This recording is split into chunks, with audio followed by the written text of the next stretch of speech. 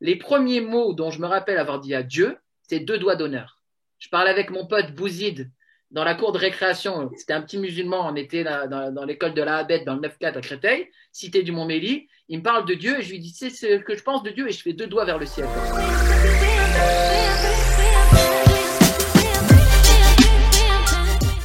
Et bonjour à tous et encore merci de suivre ce nouveau concept d'émission. C'est déjà la troisième et je vous invite bien sûr à aller voir les précédentes avec Alain Moustaki, juste ici je vous mets un lien quelque part, et aussi avec Emrix Roca, qui était la première. Donc aujourd'hui c'est un nouvel invité et sans plus tarder, j'accueille Rémi Gomez et non pas Rémi sans famille, qui a on a dû te la faire souvent quand tu étais gamin, ça là?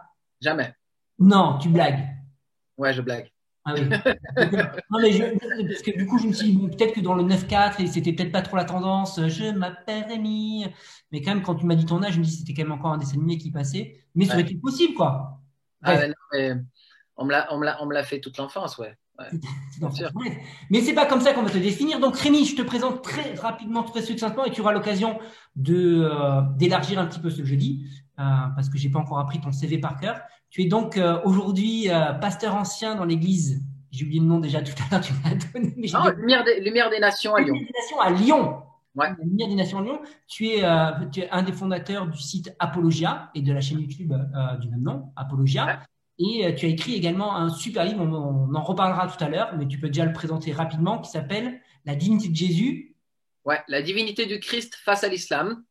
Voilà, un ouvrage qui répond à pratiquement toutes les questions ou affirmations que les musulmans opposent à la divinité du Christ. Voilà. Excellent. Donc, aujourd'hui, dans cette vidéo où si je t'ai invité, c'est que j'ai apprécié, moi je t'ai découvert via les justement différents débats interreligieux que tu as pu faire sur différentes chaînes, que Ouais. tu as reposté généralement sur ta chaîne Apologia. Donc, bien sûr, le lien est dans la description de son site et de sa chaîne YouTube. Donc, n'hésitez pas à aller checker ça, regarder les différents débats qu'il a pu faire notamment face à l'islam, quoi, uniquement face à l'islam d'ailleurs, il me semble. Non, j'en ai face j'ai fait avec un abbé, l'abbé Guy Pagès, avec le rabbin, enfin avec on va dire un représentant de la communauté juive, Moshe Louzon, avec un ébionite, voilà, quelqu'un qui reconnaît Jésus comme Messie mais pas comme Dieu. Non, j'ai d'autres débats avec Ok, d'autres. d'accord, super. Donc n'hésitez pas à aller voir tout ce travail parce que il est très très très bon Rémi dans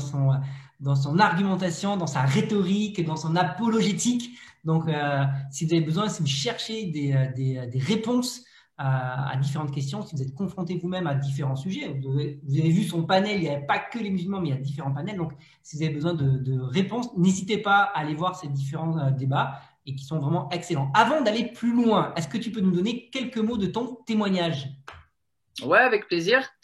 Moi, je suis né en région parisienne. J'ai grandi, comme tu disais, dans le 9-4 à Créteil, dans une famille, on va dire, dans un quartier populaire, athée, plutôt anticléricale, en tout cas dans ma jeunesse, plutôt. Voilà, une culture plutôt gauche, extrême gauche, anti-Dieu. Globalement, c'est là où je suis né. Mais avec quand même un contexte. Pardon? Dis, ça met bien le cadre comme ça. Eh ben, c'est en tout cas pas le cadre de la foi, mais j'ai une éducation très heureuse et des parents et un papa notamment qui m'a quand même beaucoup ouvert au monde, au reste du monde, hein, parce que il y a une forme d'éducation qui nous éloigne de Dieu, mais en même temps j'ai quand même une éducation à la recherche, à la vérité, aussi à l'esprit critique et aussi avec pas mal d'amour. Et donc Dieu a utilisé tout ça aussi pour se révéler d'une certaine manière. Mais dans ce quartier, il y avait une famille de croyants. Mon meilleur copain, son papa est pasteur. Donc j'ai fréquenté cette famille-là. Pendant des années, je leur ai dit que je ne croyais pas à leur stupidité et que pour moi, ils faisaient partie d'une secte, mais que je les aimais bien quand même. Et puis finalement, ils m'ont invité et il y a eu plusieurs événements. Mais si tu veux, il y a eu un premier événement quand j'ai eu 13 ans où j'étais invité dans une sorte de scoutisme protestant. Et puis on a fait ça, ça s'appelle les flambeaux, peut-être vous connaissez. Et puis on a fait ça dans les Pyrénées. Et un soir, le grand frère de mon meilleur pote, il a prié pour moi. Alors que moi, je n'étais pas. Et Dieu est tombé. Je ne peux pas expliquer autrement. Il est venu. Je me suis senti m'enfoncer dans mon sac de couchage. pourrais raconter toute l'histoire parce que c'est un peu incroyable, mais j'ai vraiment senti la présence de Dieu, quelque chose qui était immense, colossal. Ça m'a un peu terrifié. On m'a donné un évangile. Je ne l'ai pas ouvert pendant 3 ans. Moi, je faisais du sport de haut niveau. J'étais rugbyman. Donc, à 16 ans, j'étais en finale du championnat de France, enfin de haut niveau, de bon niveau. Parce que j'avais aussi une équipe de gars qui était très forts, voilà. Et donc, je suis en finale du championnat de France à 16 ans. Et la même année, mon meilleur pote m'invite dans une session d'évangélisation. Dans cette session d'évangélisation, si tu veux, la même présence qui était tombée sur la tente retombe.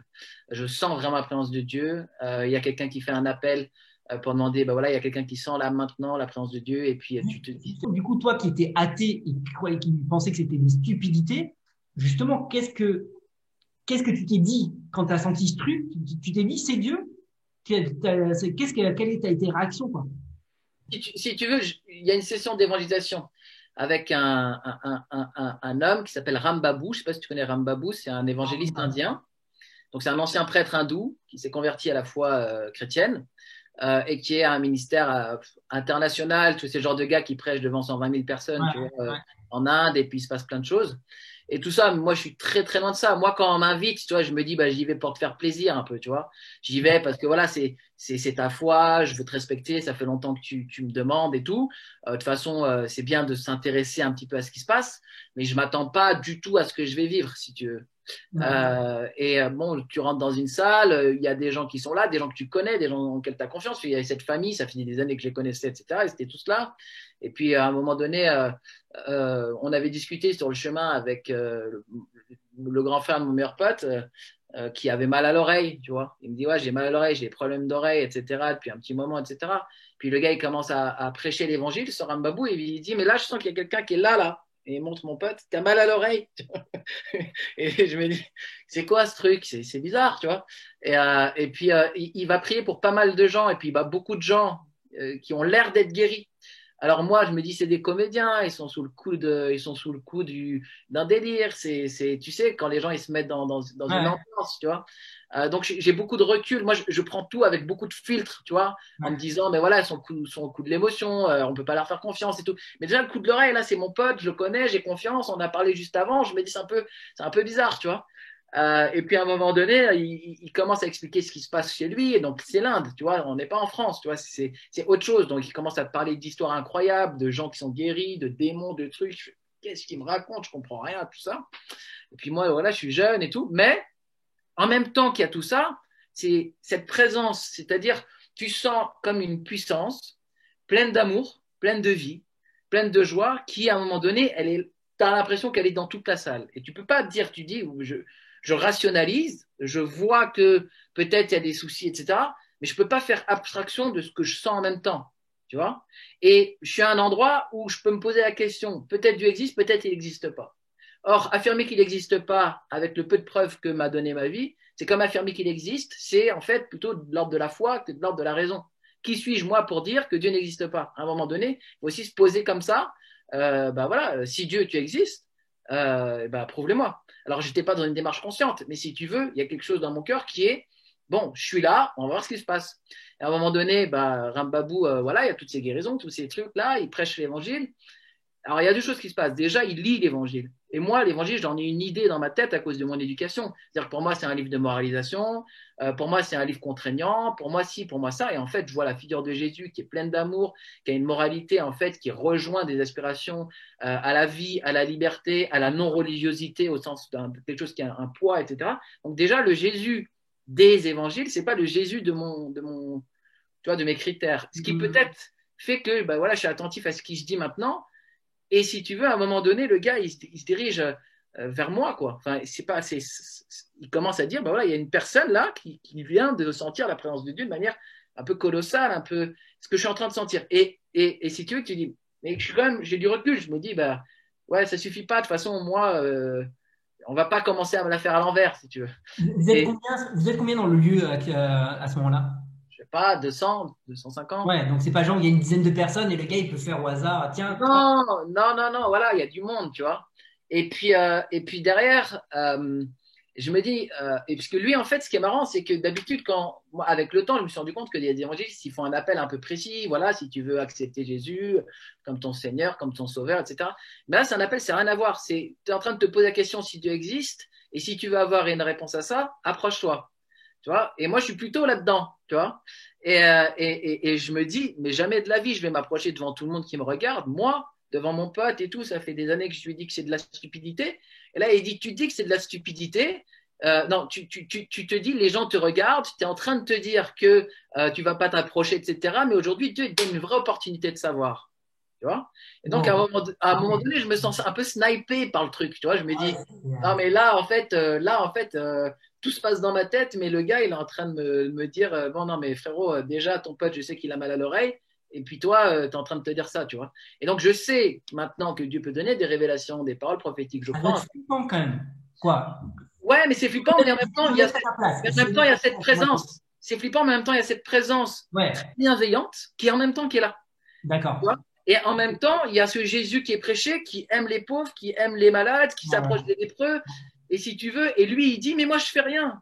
Moi, c'est Jésus. Donc, en plus, il se dédouane. Toi, il dit pas, moi, j'ai un pouvoir ou quoi. Il dit, non, non, mais l'évangile, c'est comme ça. Dieu sait, et puis Dieu, il parle. Ok, ok, ok. Bon, bah, à un moment donné, moi, je dis non, mais je vois que je m'approche quand même. C'est-à-dire, mon corps est déjà en train de s'avancer, alors que moi, j'ai dit non. Tu vois ce que je veux dire? Non, ma raison, elle veut pas, mais en fait, si tu veux, il y a quelque chose de plus profond en moi qui se joue. Et ouais. donc, je m'approche de lui, et puis il prie. Il prie pour moi. Et au moment où il prie pour moi, bah, c'est juste cascade de vie, cascade d'amour, cascade de joie qui tombe dans ma vie. Je me sens transpercé par Dieu. Mais je n'ai pas de doute que c'est Dieu. Je ne me dis pas c'est une autre puissance, c'est ci, c'est ça, c'est machin. C'est juste Dieu. Conviction, là, conviction que Et tu peux là, pas remettre en cause, quoi. voilà. Et après, pendant 2 jours, je ne peux pas arrêter de sourire. C'est-à-dire, je n'arrive pas à arrêter de rire, tu vois. Et pourquoi je dis mon témoignage en tant que sportif? C'est parce que je viens de vivre une joie d'être en finale du championnat de France de mon sport. Mais la joie que j'ai vécue là, c'est une joie tellement plus intime, tellement plus intérieure. Quelque chose, si tu veux, comme une source d'eau vive qui est là en moi et qui commence à jaillir, tu vois. Et en fait, le comparatif fait que le moment le plus joyeux peut-être de ma jeunesse, il est comparé juste à un moment de rencontre avec Dieu et que ça n'a rien à voir. C'est quelque chose de beaucoup plus intense. Tu vois ce que je veux dire? Donc, Ouais. c'est comme ça, en fait. Moi, je ne suis pas venu par une démarche intellectuelle. Les premiers mots dont je me rappelle avoir dit à Dieu, c'est 2 doigts d'honneur. Je parlais avec mon pote Bouzid dans la cour de récréation. C'était un petit musulman. On était là, dans l'école de la Habette, dans le 9-4 à Créteil, cité du Mont-Méli. Il me parle de Dieu et je lui dis, c'est ce que je pense de Dieu et je fais 2 doigts vers le ciel comme ça. Ça, c'est la première chose. Et Bouzid, il me regarde. Bouzid, il me regarde et il me dit, ce que tu fais, c'est très grave. En l'an 2000, tu vas mourir. Tu vois? J'ai 6 ans, je suis né en 84. Donc, j'attends, je me rappelle que même le jour du passage à l'an 2000, si tu veux, c'est une parole qui m'a transpercé bizarrement. Et de Oui. temps en temps, je m'en rappelais. Dans ma vie, de temps en temps, je me rappelle. Et du passage à l'an 2000, je suis pas mort là à minuit 1 et je me rappelle de ça, tu vois. Sauf que c'est cette année 2000 que je suis avec Rambabou et que je m'approche. Et pour Excellent. moi, c'est la réalisation d'une prophétie. C'est C'est-à-dire que, voilà, Christ dit, il faut que vous mouriez, que vous naissiez de nouveau. Et donc, on est mort dans son sacrifice et ressuscité avec lui. Et si tu veux, pour moi, c'est la réalisation de tout ça. Et Ouais. j'ai pris conscience de ça bien plus tard. Je me rappelais même plus de l'histoire de Bouzid. Tu vois, puis ça m'est revenu que c'était pile à la même date. Tu vois. Donc, je me dis, mais Dieu est souverain sur les temps, sur ma vie. Voilà. Donc, voilà. Mais comme je me convertis dans ce milieu-là, et ben, très rapidement, les gens qui sont autour de moi, c'est aussi des potes qui sont musulmans, qui vont interroger ma foi. Et du coup, forcément, ben, je vais être un chrétien dans un univers où il y a des musulmans. Et ce qui va évidemment amener quelque chose là où je suis. Ouais, merci Rémi pour ce témoignage de dingue. C'est marrant parce que je ne sais pas fait exprès, mais du coup, t'es la deuxième personne dans mes invités qui vit un peu ce type d'expérience, qui vient d'un monde athée, sportif, rugby. Emric Stroka, c'est pratiquement la même chose. Il était pareil, sportif de haut niveau dans le rugby, croyait pas en Dieu. Et première fois qu'il vient à l'église, pareil, il a senti quelqu'un lui prendre dans ses bras. Voilà. Lui prendre alors que il y croyait pas, quoi. Ouais. Et il ouvre les yeux, il y a personne, quoi. Il y a personne qui le prend dans ses bras, évidemment. Et puis c'est Dieu qui l'a pris dans ses bras. Et puis bref. Donc c'est marrant que tu racontes ça, cette présence extraordinaire. Euh, si je me suis permis quelques incursions, c'est parce que moi j'ai grandi dans une famille chrétienne. J'ai grandi toute ma vie à l'église, donc ça me parle tout ce langage, évidemment, sentir la présence de Dieu. Je sais de quoi on parle, je l'ai moi-même senti. Mais j'essaie de me mettre justement à la place de quelqu'un qui est complètement athée et de me dire, mais j'arrive dans un lieu, je sens le truc, ça doit faire trop bizarre, quoi. Ça doit être C'est super. vraiment perturbant. Ah ben c'est perturbant. Si tu veux qu'on parle de ça, je peux le dire aux gens, hein, comment c'est perturbant. Mais ouais, ouais, ça a remis tout en question dans ma vie. Tout mon schéma intellectuel s'est écroulé ce jour-là. Ah, mais c'est fou, hein. C'est fou. J'ai mis 1 an avant de le dire à mon père parce que j'ai cru qu'il allait me chasser de la maison. Ah oui, carrément, ouais. Et je le dis parce que je fais un rêve spécial. Euh, Ok. voilà, mais bon. Et du coup, alors, tu avais dit que tu avais reçu un évangile que tu n'as pas ouvert pendant 3 ans. C'est à partir du moment où tu vas ouvrir l'évangile? Alors exactement, je sors de la conférence avec Rambabou. J'ai entendu beaucoup de choses sur l'évangile. Et si tu veux, je rentre dans ma chambre. Je l'avais laissé en haut d'une étagère. Je dépoussière le truc qui a pris ça de poussière. Tu vois, c'était les petits évangiles Nouveau Ouais, je Testament. vois très bien. Je vois Nouveau très bien. Testament et psaume bleu, là, je sais pas si tu Ouais. vois.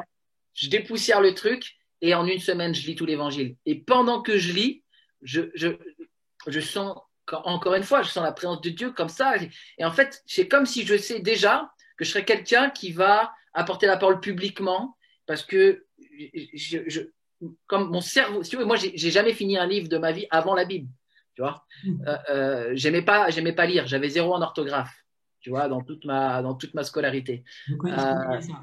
comment? Je connais ça. Voilà. Donc, si tu veux, j'aimais pas lire. J'étais intelligent, j'avais des bonnes notes et tout parce que j'étais intelligent, quand même un peu travailleur. Mais tout ce qui était autour de vraiment la lecture et tout, j'étais pas un dingue quoi. Et j'ai le truc en une semaine. Je pars, je fais mes trucs de sport, je suis dans le métro, et j'avale le truc. Et j'ai l'impression, en fait, je suis en train de me dire, je comprends le texte et je suis sûr qu'il y a 2 jours, j'aurais pas compris parce que j'ai vécu cette expérience, tu vois. Et elle a complètement renversé mon intelligence. Mais si tu veux, c'est en même temps tout mon schéma qui s'écroule. C'est-à-dire toutes les valeurs, tout ce que j'ai cru, tout ce qui était certain pour moi qui s'écroule. Donc voilà, je mets 1 an avant de dire à mon père que je vais que je suis devenu chrétien. Mais est-ce J'ai que peur. pendant ces 1 an, tu vas à l'église? Il se passe quoi du coup? Non, pendant ces 1 an, si tu veux, je fais un peu un parcours de disciple avec mon pote Benjamin qui m'a amené là. Ouais. Mais aller à l'église, ça veut dire arrêter de jouer le dimanche. Mais moi, je te dis, je suis sportif, tu Oui, vois. c'est vrai. Et je suis sportif à un niveau qui fait que je vais dans toute la France déjà le week-end. Donc, bref. Et du coup, pendant cette année-là, j'essaye de. En fait, si tu veux, je vais apprendre Christ crucifié beaucoup mieux, beaucoup plus. Et le pasteur de l'église où on était, il me demande est-ce que tu veux te faire baptiser? Je lui dis non, je suis pas prêt. Je suis en train de découvrir la rédemption. Bon, ce qu'il faut savoir, c'est à cette époque, j'ai une petite amie et j'ai trompé 2 fois cette petite amie quand je suis parti en colo. Donc ça veut dire que je reviens de la colo, je me convertis, je suis toujours avec cette petite amie parce qu'elle m'a pardonné et sur la base de ce pardon-là, complètement immérité, Dieu m'apprend le pardon et la grâce. Waouh. Et je suis en train de me dire, elle m'a pardonné d'un truc impardonnable, mais Dieu, il est en train de me parler de ça dans l'évangile. Et je découvre la logique du pardon et de la grâce, et je comprends le sacrifice de Christ, en fait, pour les bêtises que j'ai fait. J'en faisais d'autres, je volais des fois, je tapais des fois. J'étais un petit mec de quartier, franchement. Pas énervé, pas foufou, j'étais pas un voyou, mais voilà, j'étais dans ce milieu. Et Un peu le sang chaud, quoi. ouais, voilà, tu vois, un peu le sang chaud. Et du coup, mais alors il se passe plein de miracles. C'est-à-dire que je comprends et je prends conscience que tout ce que j'ai fait subir à cette fille, c'est n'importe quoi. Donc pendant 3 ans, j'arrête de sortir avec des filles.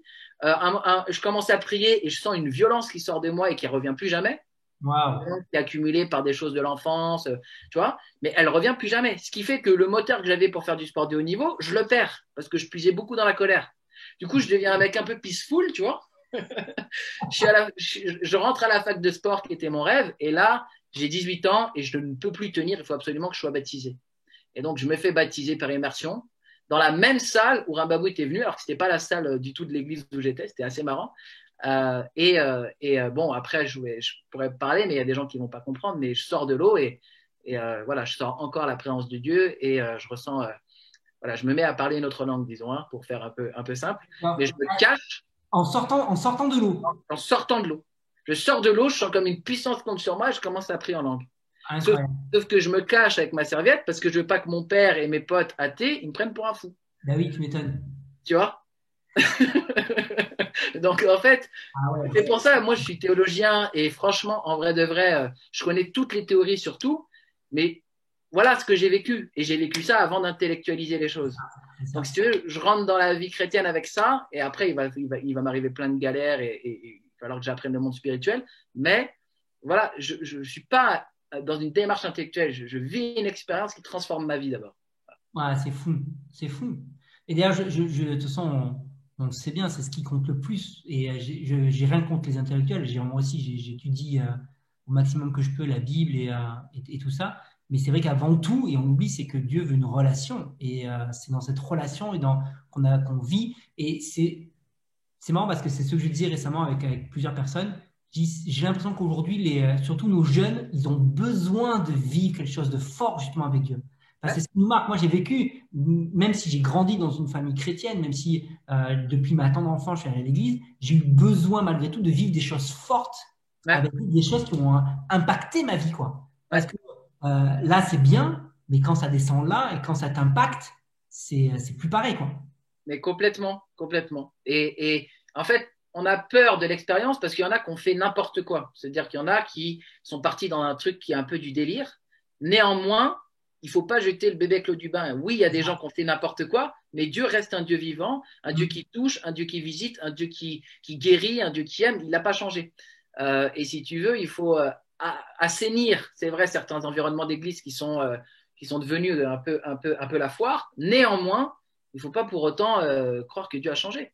C'est Et ça. moi voilà, on m'a présenté de l'évangile. Je vais juste finir en disant, mon père, pourquoi je lui ai dit un an plus tard, j'ai fait un rêve. Et ce rêve, si tu veux, c'était moi face à mon père, dans la cuisine. Et j'étais à un siège, il était à un autre. Et je lui ai dit, papa, dans ce rêve, voilà, je suis devenu chrétien. Et ça se passe bien. Et ce rêve se finit, je me réveille. Je me réveille, je prends mes affaires, je passe le couloir, je vais en direction de la cuisine et mon père est exactement sur la chaise où je lui parlais dans mon rêve. Et je m'assois exactement sur la chaise où j'étais dans le rêve et je lui dis. Et il me dit, mon fils, écoute, je m'en doutais un peu. Et il me dit, de toute façon, je ne t'ai pas élevé pour que tu ne fasses pas tes choix à toi. Et donc, voilà, je sais que mon père, il a les boules hein, de ça, à ce moment-là, en tout cas. Mais en même temps, tu vois, voilà, c'est ce qu'il m'a dit et il a respecté ma liberté. Et il m'a dit, je t'ai élevé aussi pour faire tes choix, quelque part. Et voilà. Donc, voilà. Mais bon, après, j'ai changé beaucoup ma vie. Donc, il y a plein de potes qui n'ont pas trop compris un certain nombre de mes choix. Même dans ma famille, je pense que ça a mis des distances. Voilà. Et puis après, bah, ça s'est résorbé depuis. Excellent. Merci beaucoup pour ce témoignage. Je pense que c'est important qu'on prenne le temps sur certains points parce que c'est ça qui touche aussi et c'est ça qui permet de comprendre les choses. Donc, merci pour ces explications. On va avancer sur notre échange. Est-ce que tu peux me donner une date importante dans ta vie que tu aimerais nous partager? Une date importante. Ouais, j'ai pas grand-chose à partager. Pour moi, c'est le 2 mai 2005. Et c'est quand je prends mon courage à deux mains pour dire à ma future épouse que je veux qu'on s'aime. Ah, c'est beau. Mais pourquoi? Parce que fondamentalement, voilà, c'est une date. Pour moi, il y a un avant-après. Toute ma vie va prendre une autre ampleur à partir du moment où je suis avec elle. Ma relation va changer, je vais comprendre la grâce parce elle connaît beaucoup mieux Dieu que moi. Et je vais trouver une stabilité, une sérénité avec elle et depuis des années. Et pour moi, voilà, c'est un tournant. On a 3 petits-enfants magnifiques et voilà, pour moi, c'est la date que je choisis. Excellent, merci. Merci pour ce partage. Alors, pour ceux qui me suivent sur les réseaux, j'avais annoncé cet échange avec Rémi et je vous avais proposé de pouvoir poser des questions auxquelles Rémi allait répondre. Et du coup, bah, c'est parti. C'est le moment de questions-réponses. Donc, on est parti, Rémi, pour ce temps-là. Et première question pour toi, que penses-tu du Coran des historiens, si tu connais? Est-ce que Ok. tu connais? J'imagine. Oui, je connais. C'est un ouvrage académique qui, en fait, c'est très intéressant. En fait, il est en bleu là, voilà. D'accord.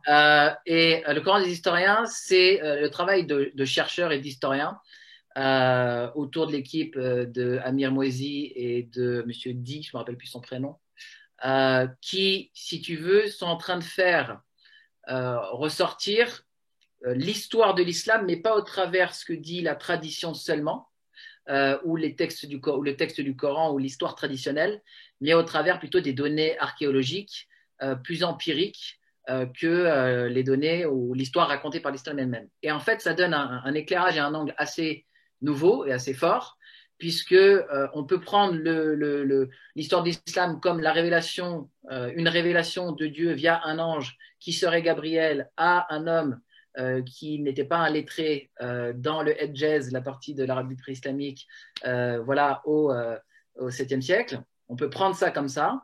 Ou bien on peut se dire, est-ce qu'il y a historiquement des choses qui ont concouru à l'émergence de cette religion? Et si on regarde s'il y a des choses qui ont concouru à l'émergence de cette religion, il ne faut pas regarder uniquement le discours officiel, il faut regarder qu'est-ce qu'ont dit les juifs, qu'est-ce qu'ont dit les chrétiens, qu'est-ce qu'ont dit les gens qui étaient de Zoroastre, qu'est-ce que disent les pierres, qu'est-ce que disent les inscriptions sur des différents supports, qu'est-ce qu'ils disent de cette histoire-là. Et de là, on sort en réalité qu'il y a certainement dans cette Arabie pré-islamique une forte influence d'un courant qu'on appelle judéo-nazaréen, c'est-à-dire des juifs qui n'ont pas cru en Jésus comme divinité, mais qui croyaient en Jésus comme Messie. On a une communauté juive là-bas, dans le sud du Yémen, qui commence à appeler Dieu le miséricordieux et le clément, qui sont le nom Rahman, qui est le nom donné dans le début de chaque sourate à Allah. On a des chrétiens qui ont perdu leur orthodoxie trinitaire. Et on a un mélange donc un petit peu d'un nouveau monothéisme qui est là déjà en présence. On a des chefs arabes dans cette tribu qui se partagent la domination du territoire quand l'empire perse et l'empire byzantin se retirent. Et tout ça concourt à l'émergence d'un de ces chefs qui vient avec une religion qui est plutôt une réforme du monothéisme déjà en cours dans le bassin que simplement une révélation qui serait transcendante. Donc si tu veux, c'est intéressant de voir voilà, une sorte de contre-histoire par des logiques plus historico-critiques que par le discours officiel. Globalement, c'est ça. Donc, du coup, qu'est-ce que tu en penses? Tu penses que c'est intéressant? Ben, c'est toujours intéressant d'avoir le point de vue d'une histoire de ceux qui ne l'ont pas écrit. Bien sûr. C'est toujours intéressant. C'est des thèses qui, pour certaines, sont très solides sur ce qu'on trouve. C'est-à-dire quand on parle d'un fait, on a trouvé en 420 dans le sud du Yémen l'inscription qui date de 420 et qui parle d'un dieu qui s'appelle Rahman. Ça, on ne peut pas dire que ça n'existe pas. Ça, c'est une découverte archéologique. Après, l'interprétation qui est donnée, moi, il faut prendre du temps parce que l'histoire, c'est sur le temps long. Il faut des contre-expertises de ce qui a été dit, etc. Moi, je ne suis pas historien, je suis plus apologète et dogmaticien, et je me prononce qu'à moitié, c'est-à-dire que je trouve ça très intéressant. Allez voir, et surtout le travail de vulgarisation qui est fait autour de ça, parce que oui, c'est intéressant, en tout cas en soi. Excellent. Merci, on ne va pas s'étendre plus sur cette question, parce qu'on a plusieurs questions à répondre, donc on va essayer d'avancer. Est-ce que tu connais les travaux du père Galèze et Odon Lafontaine? Et qu'est-ce que tu en penses du coup?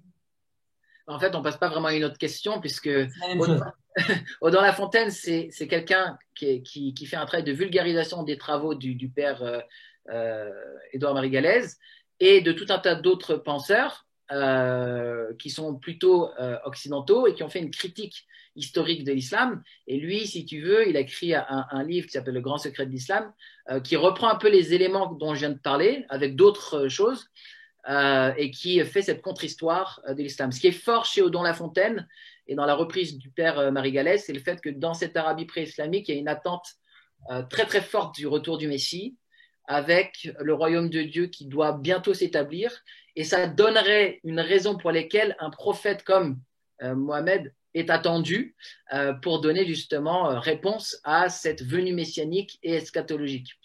Donc, il y a quelque chose de très intéressant sur l'attente qu'on appelle eschatologique de la fin des temps dans cette région-là. À cette époque, c'est bien mis en avant dans les travaux de vulgarisation d'Odon Lafontaine. Vous pouvez aller voir sur sa chaîne, il a une chaîne YouTube, et il y a des choses très intéressantes en tout cas pour connaître tout ça. Excellent, merci. Alors, une question maintenant un peu plus technique et qui vont forcément intéresser beaucoup de personnes et qu'on nous pose évidemment en tant que chrétiens et notamment venant des musulmans, ça concerne le monothéisme et la Trinité. Les musulmans ne comprennent pas et même certains chrétiens ont du mal avec la Trinité. Comment toi comment tu expliques ça? Comment j'explique ça? Déjà, je trouve que c'est bien de reconnaître qu'il y a des chrétiens qui ont du mal avec ça, parce que malheureusement, l'expérience, peut-être c'est ton expérience aussi, je sais pas, c'est quelque chose qu'on n'enseigne plus trop de manière très nette dans les églises, alors qu'en réalité, bah, toute l'histoire du début du christianisme, c'est une histoire qui est très très fortement axée sur la connaissance du Dieu trinitaire. Il y a quelqu'un qui a écrit un livre sur la Trinité qui s'appelle Gilles Emery, qui dit la Trinité, c'est la substance du Nouveau Testament. Et c'est vrai que le Nouveau Testament, c'est le Père, c'est le Fils, c'est le Saint-Esprit. Et on va être sur des critiques très superficielles, d'ailleurs même en islam. Hein, et dire, bah, le mot Trinité n'existe pas dans la Bible. Oui, d'accord, bah, le mot théocratie non plus, mais tu ne m'as jamais dit qu'il n'existait pas, alors que Salomon et David, bah, quand ils sont rois par institution divine, c'est une théocratie. Donc, il y a des mots qui ne sont pas dans la Bible, mais qui reflètent bien des réalités Bien sûr, bibliques. bien sûr. Et le mot Trinité, il a une histoire. Et pourquoi est-ce qu'il arrive? Il arrive quand beaucoup de gens commencent à remettre en question la divinité de Jésus. Et donc, on a des ariens, des modalistes, des trithéistes. Et à un moment donné, on a trois affirmations qui sont des affirmations bibliques. Il n'y a qu'un seul Dieu. C'est une affirmation biblique claire. Le Père est Dieu, le Fils est Dieu, le Saint-Esprit est Dieu. Bah, le Père est Dieu, même les musulmans ils sont d'accord. Le Saint-Esprit est Dieu, c'est difficile de nous convaincre de l'inverse. Et si vous ne croyez pas que Jésus est Dieu, bah, vous achetez mon livre et puis vous aurez des réponses. Et puis le Père n'est pas le Fils, le Fils n'est pas le Père n'est pas le Fils, le Fils n'est pas l'Esprit, l'Esprit n'est pas le Père. On a aussi ça clairement bibliquement, la distinction des personnes. Le Père parle au Fils, le Fils parle au Père, le Père envoie le Fils va envoyer un autre consolateur, etc. Et donc ces trois affirmations-là, qui sont trois affirmations bibliques. Quand on veut les résumer en un mot, on dit Trinité. Bon. Et bah, ça, effectivement, beaucoup de gens ne le comprennent pas parce que c'est pas enseigné. Donc, on est sur des constructions très fausses historiquement. Ça a commencé au Concile de Nicée en 325, mais avant, les chrétiens n'ont jamais pensé ça et les juifs n'ont jamais pensé ça, etc. Et finalement, bah, est-ce que c'est si vrai? Non, je pense pas. Donc, les musulmans, eux, le problème, c'est que dans le Coran, tu n'as aucun verset qui parle de la Trinité. Tu as des versets qui suggèrent la Trinité, mais tu n'as pas de présentation de la Trinité, Père, Fils, Saint-Esprit, unité des personnes, distinction, unité de substance, distinction des personnes. Pas du tout, ça n'existe pas. On a plutôt des versets, comme on a un verset dans la sourate Al-Maïda qui dit ils ont dit que Allah est le troisième de trois. Ben nous, on ne dit pas que Dieu est le troisième de trois. On dit que Dieu est trois, intrinsèquement. Et ce n'est pas du tout la même chose. Il y a un verset qui va dire cessez de dire trois, ça vaudra mieux pour vous. Ouais, mais qu'est-ce que tu veux dire par trois? C'est-à-dire trois essences divines, le Père serait un Dieu, le Fils un autre Dieu, le Saint-Esprit un autre Dieu. Que si c'est ça que tu penses, en fait, ça, c'est pas la Trinité. C'est une hérésie déjà chez nous, et c'est une hérésie qui existait avant même que le Coran soit donné à Mohammed. Elle était traitée, le sujet était déjà traité depuis des siècles. Donc, le Coran ne présente pas la Trinité et présente les chrétiens comme des polythéistes qui croient en trois entités un peu. Et donc, à partir de ce moment-là, bah, c'est pas en lisant le Coran qu'on va comprendre la Trinité. Et c'est pas en plus en lisant ou en écoutant des apologètes musulmans qui essayent de faire croire que les chrétiens sont des gens qui croient en une triade de Dieu qu'on va non plus faire comprendre aux musulmans la Trinité. La seule manière de le comprendre, c'est de lire la Bible sincèrement et d'écouter les théologiens chrétiens, notamment les pères de l'Église, qui ont mis en forme le dogme trinitaire, effectivement de manière définitive, avec des mots très précis à Nicée et à Constantinople, dans les conciles œcuméniques. Mais voilà, c'est un peu plus complexe. Donc, la Trinité, c'est le bastion, pour moi, du christianisme. À chaque fois qu'on a perdu le dogme trinitaire, on est sorti finalement, on a eu beaucoup de conversions, soit à la religion musulmane, soit à l'athéisme, soit... Voilà. Ouais, tout à fait. Alors, une des choses qui pose problème, que j'ai déjà entendu moi, de la part de musulmans avec qui j'ai pu discuter justement de la Trinité, c'est le fait que Dieu soit engendré par une femme. Ah, d'accord. Alors, il y a un verset du Coran qui dit comment Allah aurait-il un enfant puisqu'il n'a pas de compagne. Tu vois? Ouais. Donc, c'est très intéressant parce que les critiques qui sont faites, elles sont liées à un verset qui suggère. Or, effectivement, le christianisme ne connaît absolument pas l'idée d'un engendrement animal dans la même manière que les dieux grecs, c'est-à-dire un dieu qui s'accouple avec un dieu et qui crée un dieu, ou même un dieu qui s'accouple avec un homme et qui crée un dieu. C'est pas exactement ça, hein, le dogme chrétien. C'est pas du tout ça même. L'incarnation, c'est pas ça. Et donc, si tu veux, il faut dire à ces musulmans, je suis d'accord avec toi. Il faut dire, en fait, moi, je ne crois pas du tout à cette histoire-là. Alors, tu as des musulmans qui sont un peu plus juridiques d'autres. Il y a des musulmans qui croient que la Trinité, c'est le Père, le Fils et Marie. Et on a même comment il s'appelle, Utaymin, qui est bien aimé par les salafistes, qui dit ça à un moment donné. mais en fait pas du tout. Et il y a des musulmans qui connaissent un peu mieux et le Coran, parce que le Coran n'affirme jamais qu'il y a une trinité avec Marie, et connaissent mieux la Bible et qui savent bien que c'est le Père, le Fils et l'Esprit Saint. Et si tu veux, voilà, c'est souvent, si tu veux, des croyances populaires, non érudites du tout, et pas conscientes des textes, qui osent dire qu'on croit que c'est un engendrement charnel.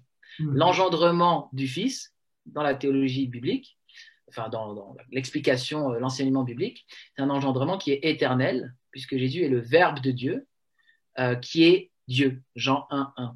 Mais, oui, là-dessus on est d'accord, mais quand je parlais d'engendrement, moi je parlais par rapport à Marie qui a enfanté Jésus. Oui, c'est pour ça. Ça leur pose problème que Dieu puisse être né d'une femme à un moment donné, et l'incarnation leur pose problème en fait. Toi, s'il est Dieu, comment il a pu être à un moment donné naître d'une femme, toi? Ouais, tout à fait. Mais c'est pour ça que justement, c'est le cœur du chapitre que j'appelle la faille la faille de la méthodologie musulmane. C'est-à-dire que ne pas connaître les deux natures du Christ, ne pas connaître la Trinité, ne pas connaître l'incarnation, certains dogmes qui sont bibliques, amènent à ça. Pour les chrétiens, Dieu est Père, Fils et Saint-Esprit depuis toujours. C'est déjà quelque chose qu'il faut considérer, c'est que pour nous, depuis toujours, Dieu a en son sein son propre Fils. Hein, c'est Jean 1:18, personne n'a jamais vu Dieu, Dieu le Fils unique qui est dans le sein du Père, et c'est lui qui l'a fait connaître. Et ce Fils-là, qui est dans le sein du Père, il est aussi appelé la parole ou le Verbe de Dieu. Et c'est ce que dit Jean, au commencement était la parole était avec Dieu, la parole était Dieu. Donc elle est avec, comme ta parole serait avec toi, mais elle est Dieu. Donc elle est de d'essence divine éternelle. Et donc c'est cette parole-là qui est Fils dans le sein du Père depuis toujours, qui vient dans la chair. Et dans la sourate 2, au verset 165, il est dit qu'il y en a qui ont adoré des créatures en dehors d'Allah, comme on doit adorer Allah. Et ça, c'est le pire péché en islam, ce qu'on appelle l'associationnisme.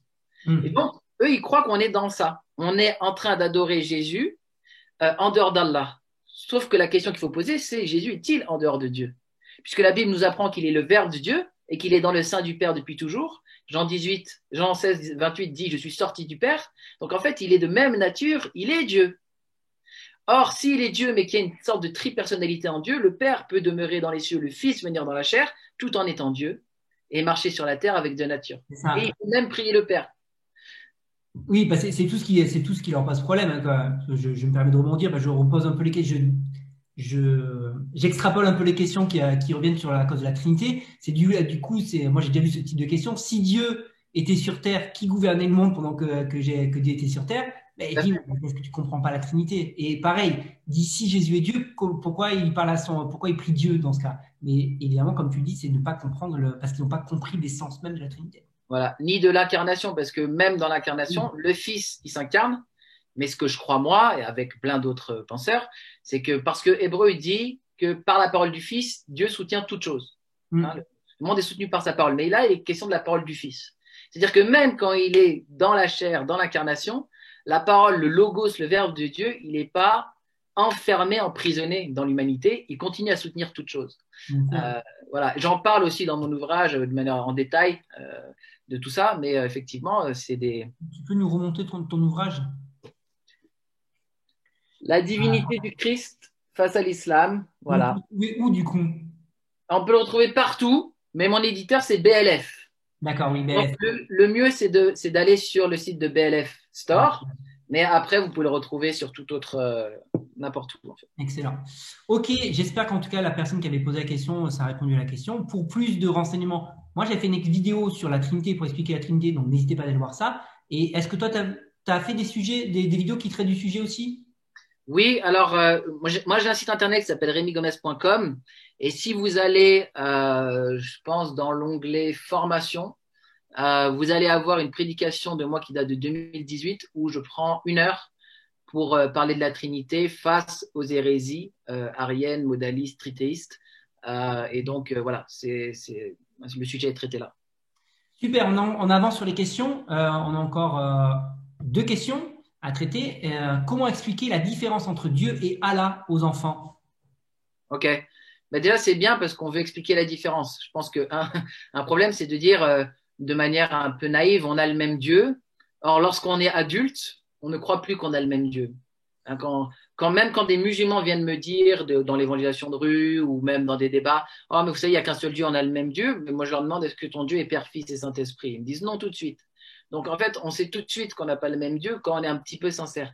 Moi, mes enfants, ils ont des copains qui sont musulmans, c'est leurs amis, s'entendent bien, mais il y a le Dieu des musulmans et il y a le Dieu des chrétiens. Et je pense que c'est bien de le dire. Allah, c'est le Dieu des musulmans. Nous, on croit en Dieu, on croit qu'il est Père, on croit qu'il est Fils, on croit qu'il est Saint-Esprit. Dès petits, on peut leur dire ça. Et il est celui de la Bible. Le Dieu des musulmans, c'est le Dieu du Coran. Et donc, on va juste scinder déjà parce que la confusion, en fait, pour moi, elle n'a pas à être faite dès le départ. Et donc, après, évidemment, une chose fondamentale dans le christianisme, c'est que Dieu est notre Père. Hein. Lorsque Jésus nous a appris à prier dans Matthieu 6, il dit, lorsque vous priez, dites notre Père, que ton nom soit sanctifié, etc. Or, le Coran ne dit nulle part que Allah est le Père. Il y a bien un sermon du prophète Mohammed en dehors du texte coranique qui parle de Dieu comme un Père. Je ne pense pas que c'est au sens tout à fait exactement le même que Jésus le dit, parce qu'on a reçu l'Esprit du Père, on est enfant par adoption dans le christianisme, par l'Esprit Saint. Et lorsqu'on dit papa, c'est parce qu'on vraiment on a reçu son Esprit. Mais ça, ce Dieu Père à qui on peut dire papa, c'est la spécificité chrétienne. Et justement, Jésus est mort à la croix pour que nous puissions être appelés enfants de Dieu et nous envoyer l'esprit d'adoption par lequel on crie Abba Père. Et ce Dieu-là, ce Dieu papa qui t'aime comme un père, qui t'accepte comme un père et qui te donne son esprit, je crois que c'est vraiment celui-là qu'il faut annoncer à nos enfants. Je peux quand même dire que, par exemple, dans la sourate 9:31 de mémoire, 31, ouais, les Juifs ont dit Uzaïr, c'est-à-dire Esdras, ont dit Uzaïr est le fils d'Allah, et les chrétiens ont dit Jésus, Issa, fils de Marie, est le fils d'Allah. Ils répètent le dire des mécréants avant eux, qu'Allah les anéantisse. Regarde comme ils s'éloignent de notre révélation, je ne sais plus comment c'est formulé. Donc, si tu veux, il y a une claire distinction. Vous avez dit, eux, ils sont fils de Dieu. Nous, on dit ça, c'est une parole de mécréant. Dans la sourate 112, la sourate Al-Ikhlas, il dit que Dieu n'a ni engendré, ni été engendré. C'est une négation de sa paternité.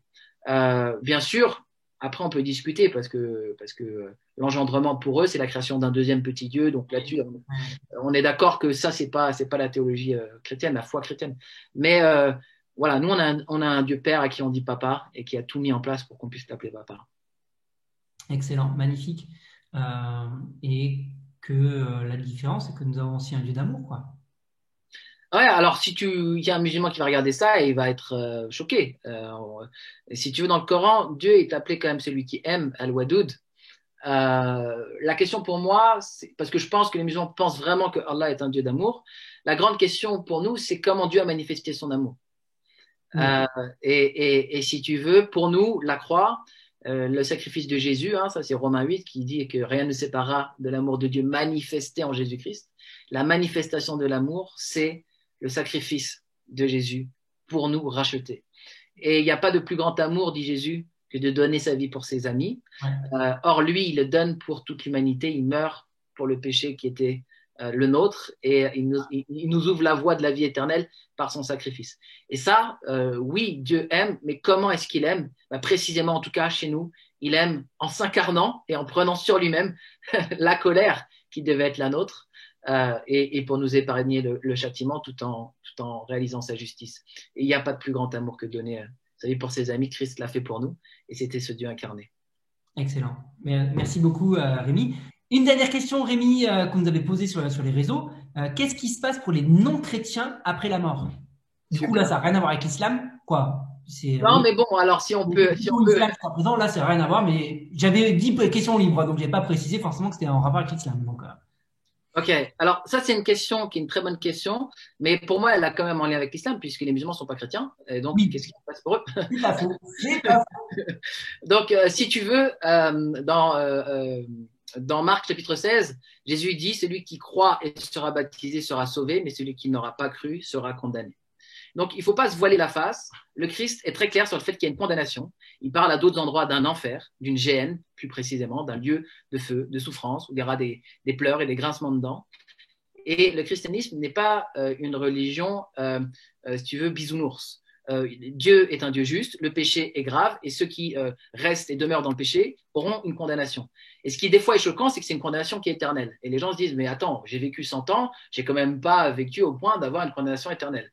Oui, mais ce que tu comprends pas, mon pote, c'est que Dieu est éternel et que sa dignité est infinie. Et tout péché contre le Dieu éternel est un péché contre un auteur infini, un auteur éternel, un auteur d'une parfaite bonté. Et donc, c'est contre l'éternel que tu as péché. Et donc, c'est pour ça qu'il fallait que l'éternel se fasse homme pour combler ton péché. Et qu'aucune loi, aucune ablution, aucun pèlerinage, aucune œuvre humaine, même religieuse, ne pourra te couvrir. C'est l'éternel qui te couvre par son propre plan. Bon, ça, c'est l'évangile. Et dans ce cadre-là, la question, elle peut aussi poser un certain nombre d'autres questions. Abraham, Moïse, ils n'étaient pas chrétiens. Donc, ils sont où?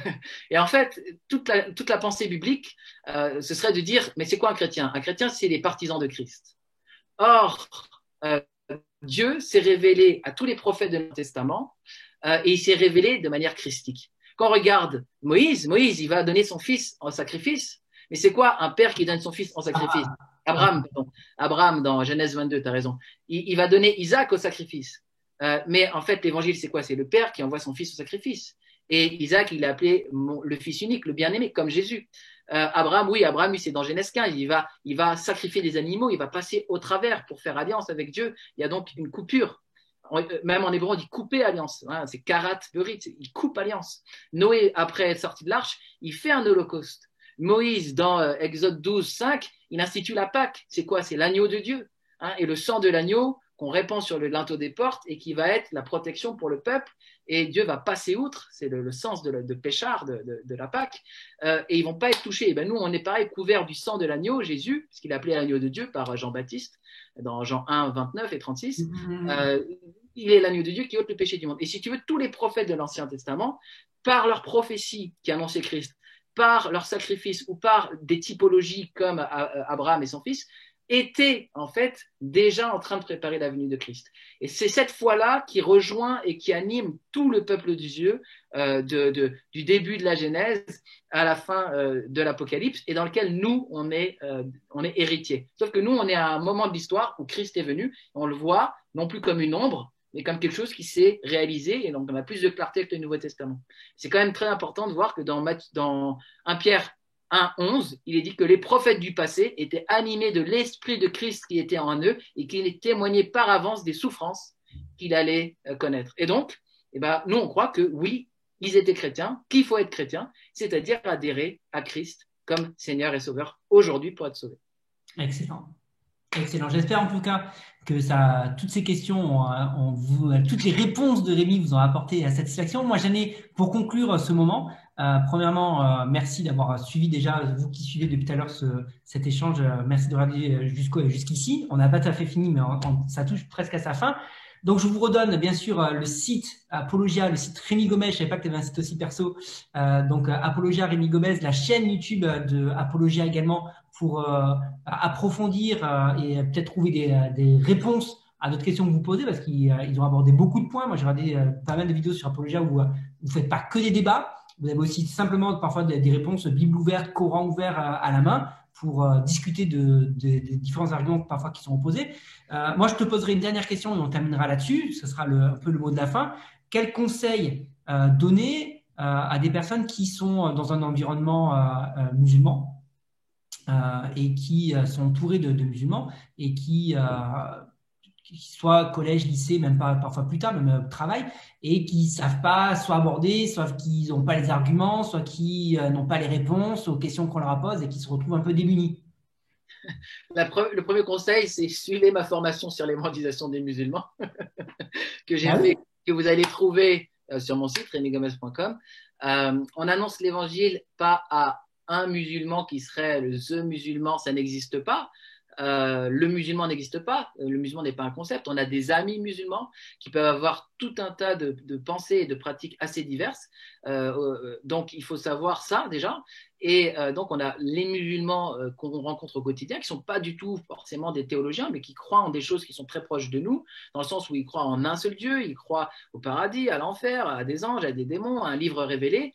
C'est des gens avec qui vous pouvez facilement parler. C'est-à-dire, souvent, on a peur de parler à celui qui est différent, mais franchement, le musulman n'est pas si différent que nous. C'est un peu le samaritain dans la Bible. Hein. Il est un peu juif, mais pas vraiment juif. Donc, Ouais, mais s'il me pose des questions que je ne sais pas répondre, dis oui, dans ta Bible, il y a écrit ça.